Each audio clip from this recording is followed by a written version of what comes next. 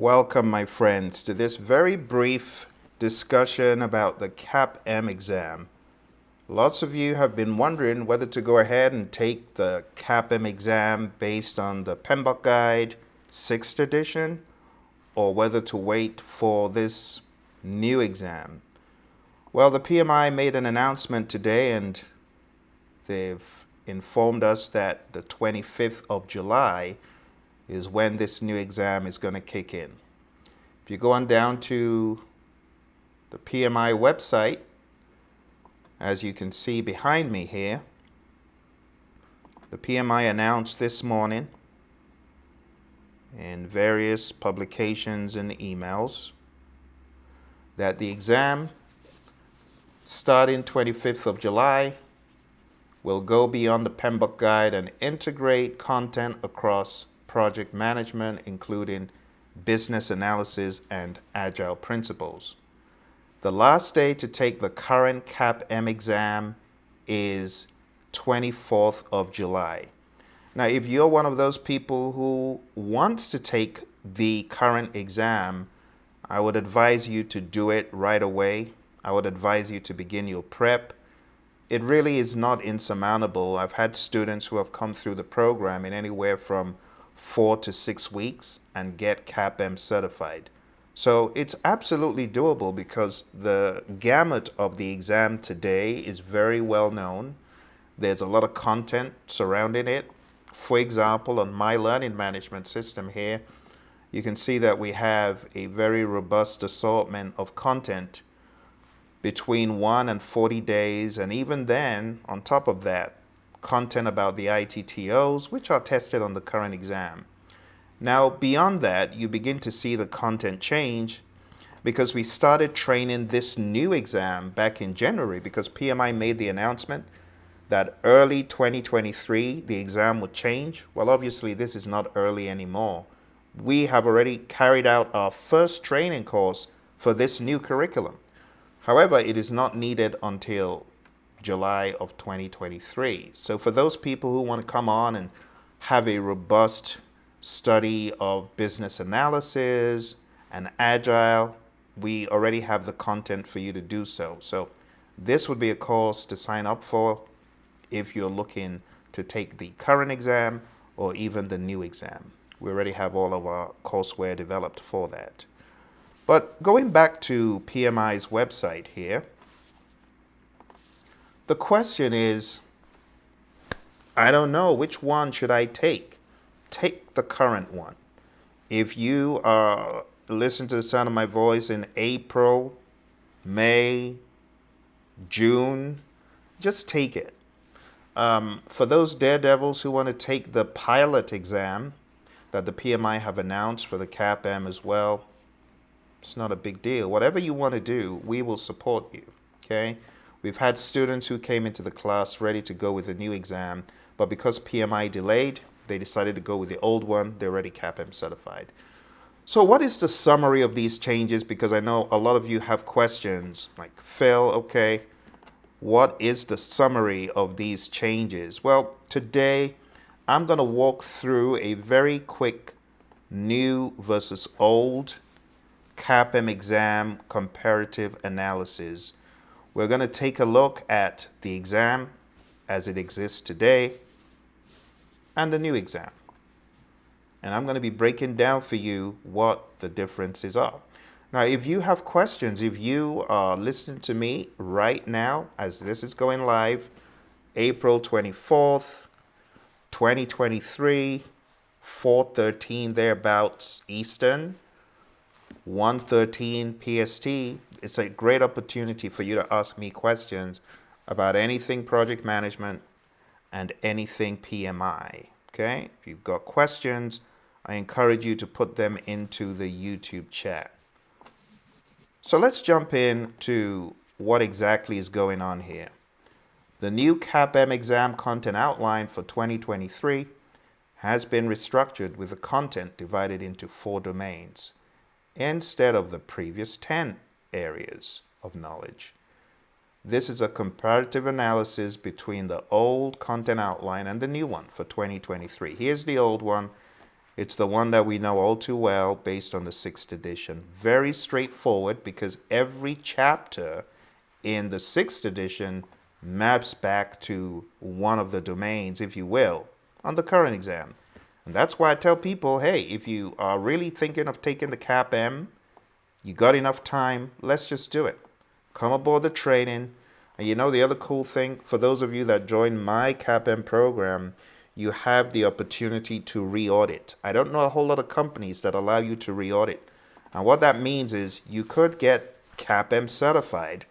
And if you come back for a re-audit in the program, you could go for the PMP training in the re-audit. We've had students who've done that before.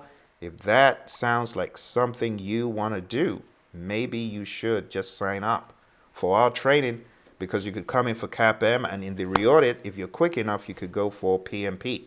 So this is how it is today. We've had students fly through, get certified, beat the exam to a pulp. Now, I'm not saying this is a cakewalk. You have to study. You have to understand the knowledge areas, especially from chapters 4 to 13. If you don't, the exam will beat you up. It's that simple. And I know this firsthand because I've taken the CAPM exam twice. Back in the day, the PMI would require you take the CAPM every 5 years to maintain it. I'm one of the few who took the CAPM twice to keep my CAPM certification. I'm still currently CAPM certified. So this is not an easy exam. You know, there are a lot of people who are PMPs who've got this misnomer that, oh, CAPM slam dunk. It is not a slam dunk. There are people who have taken my CAPM mock exam. They're PMPs. They failed it because the CAPM exam is a different beast. It's a different animal. The level of specificity that they get into is a lot deeper than the PMP. PMP, you can get away without knowing. Developed Project Charter gives you the assumption log. You could get away without knowing that risk report comes from the identify risks process, but not on the CAPM. If you don't know your ITTOs, you could be kicked into another exam. Happens all the time, my friend. So I'm not trying to make this look so easy. I'm just telling you that the syllabus is known, right? The level of risk of you taking the current CAPM is a lot less than taking the unknown one. And the reason why I'm saying proceed with caution can be seen on this next page we're about to transition to. On the next page, I'll be showing you what the new exam contains, and it's going to shock some of you. But the new exam has 36% of the fundamentals and core concepts of project management. It's to be expected. But it has 17% predictive, 20% agile, and 27% what many people don't even consider, business analysis. Now, if you recall, in our learning system that I just showed you on the screen, if you were quick enough to notice, there's a boatload of business analysis modules in here. And the reason why we have a dedicated section over here to business analysis with so much video and content is because it's huge on the new exam. Just take a look at it. 27%. That means 1/3 of your exam, almost, is business analysis. If you really wanted to boil it down even further, you could say almost 50% of the new CAPM exam is business analysis and agile. These are topics that people generally have not studied as deep. Business analysis hasn't even been studied. But now, it's on the exam. It changes the game quite a bit. Now, in the next slide, I'm going to show you a breakdown of these 4 domains. I'm going to show you step by step what exactly each one is about, and you'll be able to make your own judgment as to whether it's a good idea for you to keep waiting for this new exam, or whether you probably shouldn't just get your skates on. Start working on the exam as it is today. All right, so let's jump into what I call the breakdown of the new exam content outline. We're going to take a look at the primary focus. Let's go. The very first domain is Project Management Fundamentals and Core Concepts. And this domain covers the basic principles of project management, project life cycles, project management planning, project roles and responsibilities, executing planned strategies, common problem-solving tools and techniques. The domain consolidates content from the old exam's Introduction to Project Management, the environment in which projects operate, the role of the project manager, and parts of the other knowledge areas. So that's the first domain. Now, for those people who are a little bit concerned and are saying, Phil, I really don't know if I'll be able to take this exam because I studied the 6th edition. No, this is right up your alley because project management doesn't change. Think about it. Traditional project management versus agile. Agile has not changed one bit in terms of the manifesto and the values, the manifesto values and principles. So why do you think that traditional project management should radically change? A lot of that is artificial change. It's people waking up and saying, well, I don't want to call it Develop Project Charter. I want to call it something else. It's still creating a charter. You get what I'm saying? Or someone saying, I don't want to call it Project Programs and Portfolios. I want to spin it and call it Value Delivery System. And that's okay. But it boils down to the essence of the 3 Ps, projects, programs, portfolios. It's just been called something different in the 7th edition. So for those people who have this misnomer that, oh, it's going to so radically change in Domain 1. No, Domain 1 isn't one to worry about. This is one that's going to be business as usual in the world of traditional. All right. Moving on to Domain 2. We have predictive. Now, this is not basics. This is going into the meat of project management. This domain specifically focuses on the predictive plan-based approach to project management, which includes determining when to use a predictive approach, understanding project management plan schedules, understanding things like the Stacy model, understanding PMI's continuum of life cycles, because that's where you appreciate the use of predictive and you understand the nuts and bolts of it. It's all about documenting project controls for plan-based projects. And this domain covers content from the old exams, integration, scope, schedule, cost, quality, resources, communication, risk, procurement, and stakeholder, all that jazz. So if you have studied the 6th, this actually is not insurmountable. It's not something you should run away from.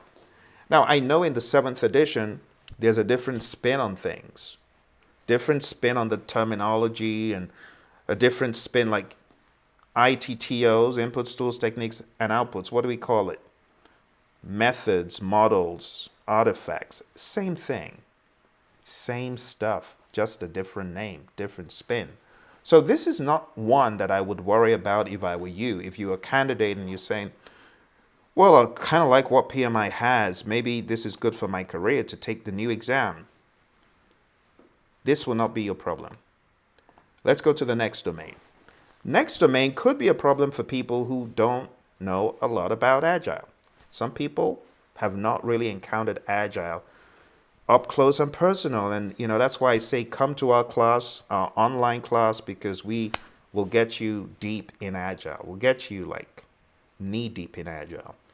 So Domain 3, Agile frameworks, methodologies. This domain introduces Agile project management methodologies, including when to use an adaptive approach, planning project iterations, documenting project controls for adaptive projects, understanding components of an adaptive plan, and preparing and executing task management steps.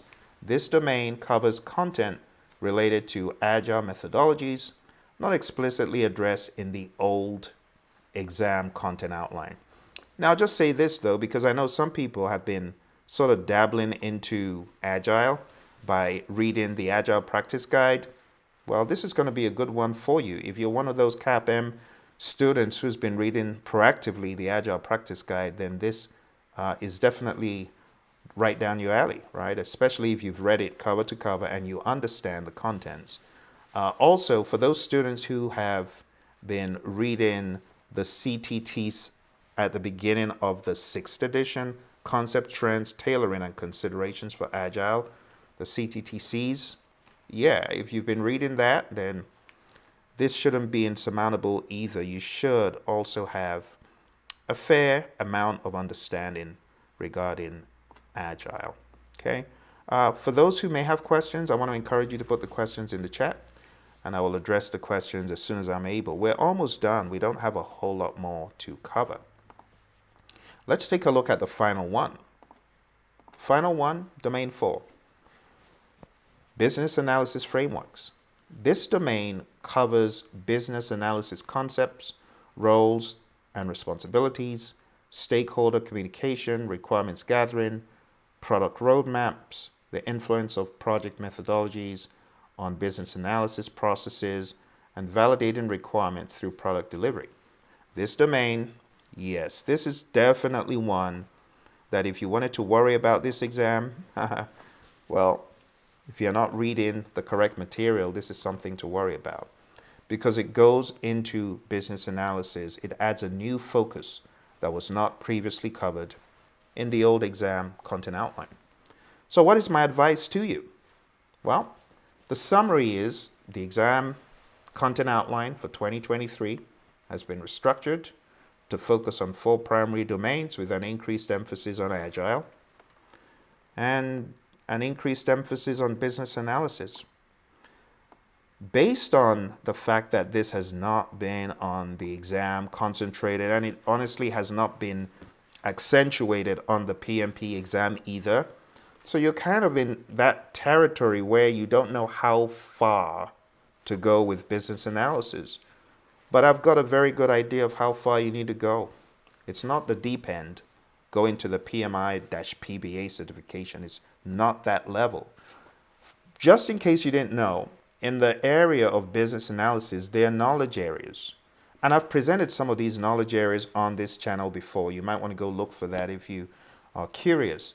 But what we are going to be doing in our training is covering the essentials of business analysis, what exactly it is, whether you are from the world of CBAP or from the world of PMI, PBA, there's a middle ground. And that middle ground is what we train our students in as a basis for the rest of the course, which then delves into the knowledge areas of business analysis. In fact, for those of you that know page 25 in the PMBOK 6, well, there's an equivalent of that page 25 in the world of business analysis.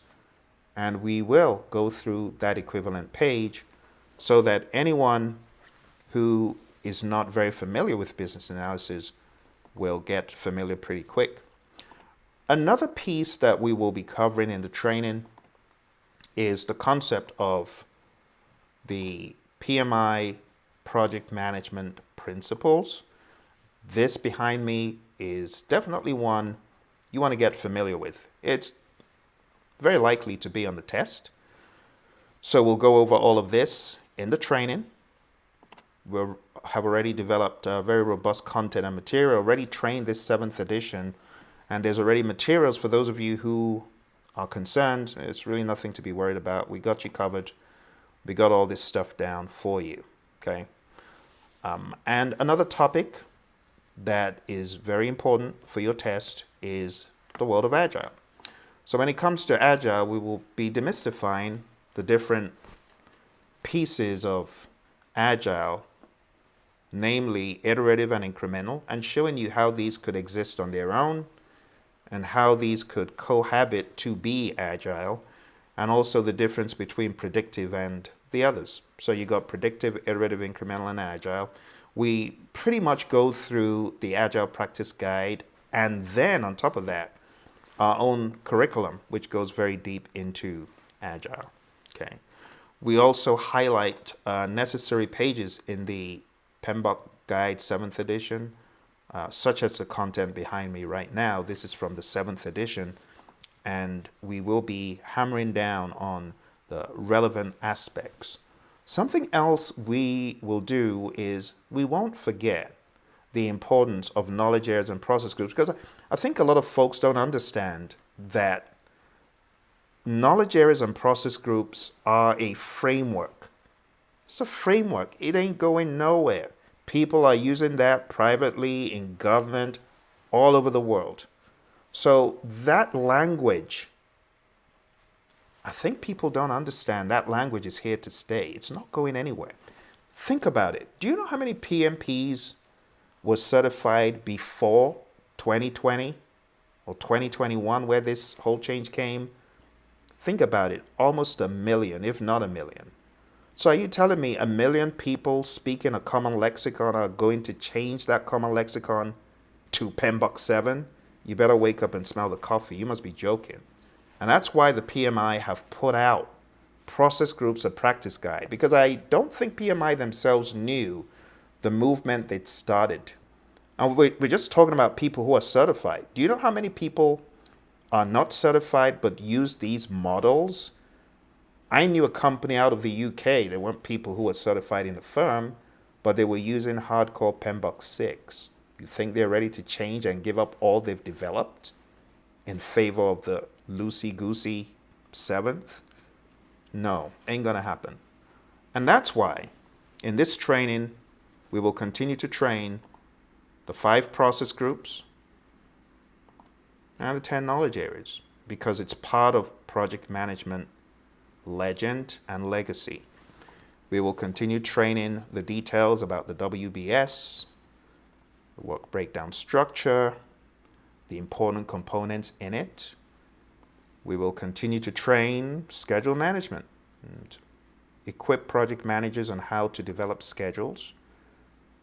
It's unfortunate that a lot of the testing in PMP negates a lot of the important pieces, but we will continue to train them. So if you're thinking of taking this exam, the new exam, because PMI, they did mention in the outline critical path. It's still there.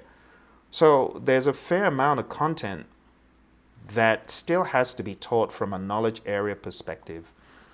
As we go through the content, we'll be covering all the different pieces of every knowledge area, as you can see behind me. Cost will still be trained as it should be. Same for schedule. And when it comes to the things that PMI has emphasized, such as projects versus operations, we will be giving our students a lot of visual imagery to help them understand.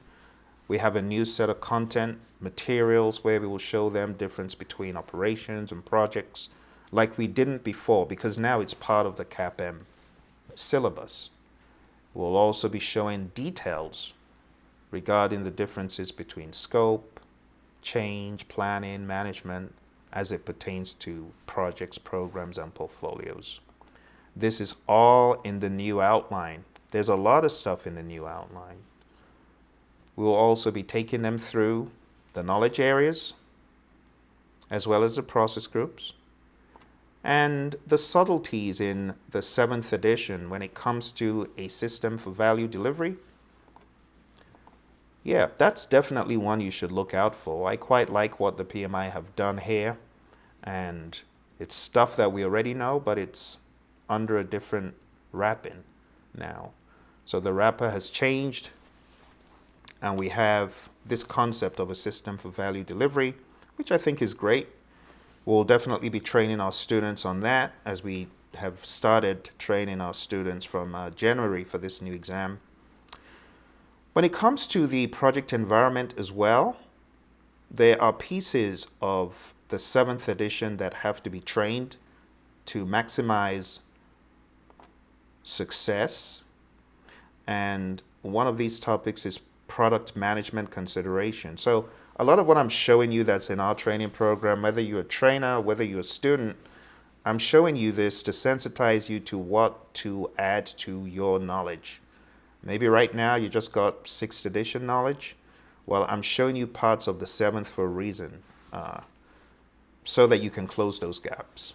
This is a very good chart from the PMBOK Guide, 7th edition, understanding the product life cycle. Highly recommend that. And in addition to that, there are other pieces of the PMBOK Guide, 7th edition, which I won't go into now, but I will say be aware of. Okay. I'll also say be aware of the concepts talked about in process groups, a practice guide. A lot of people forget that this is new.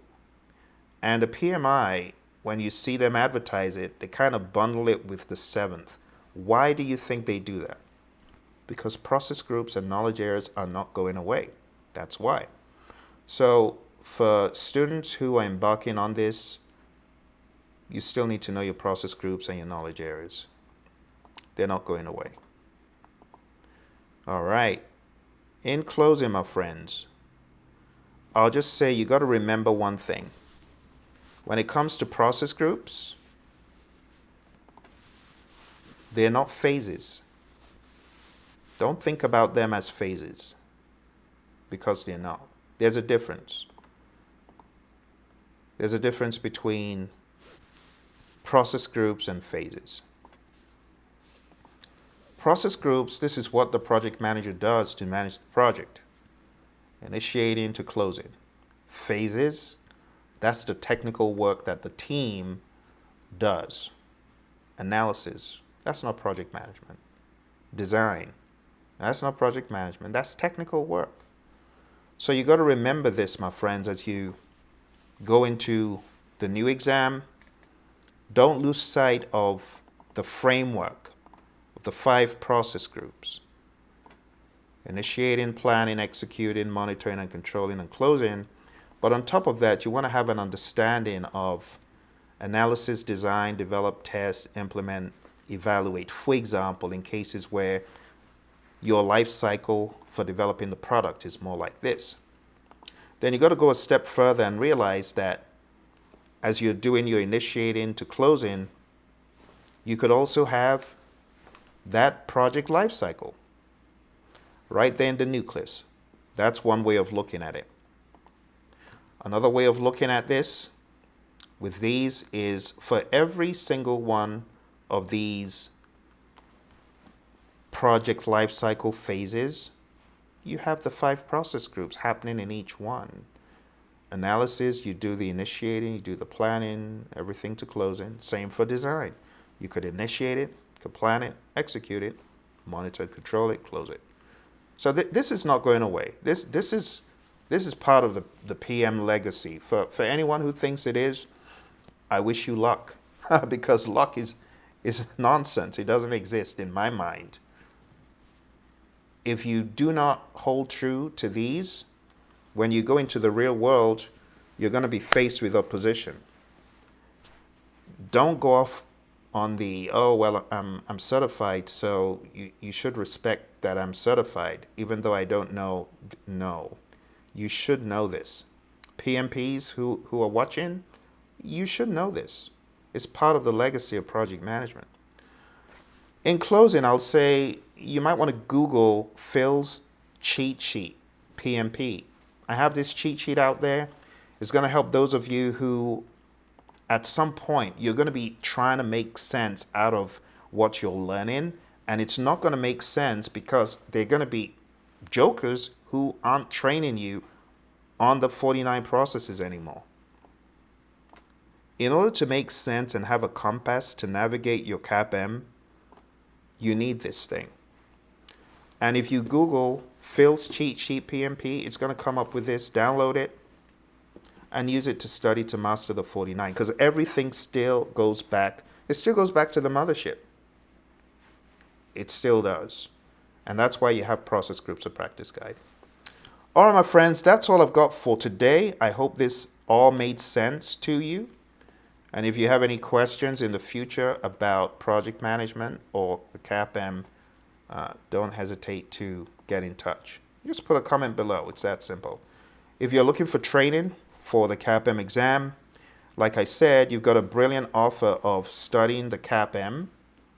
But when the CAPM is done, if you're able to get it done in that time frame and you want to re-audit the course, because we give you 3 months of access. So if you're able to get CAPM certified in that time frame and you want to go for PMP, you can just sign up for our training on Praizion, praizion.com. All right, thank you very much, my friends. I wish you all the very best. Thank you for joining me, and I'll speak to you soon. Bye for now.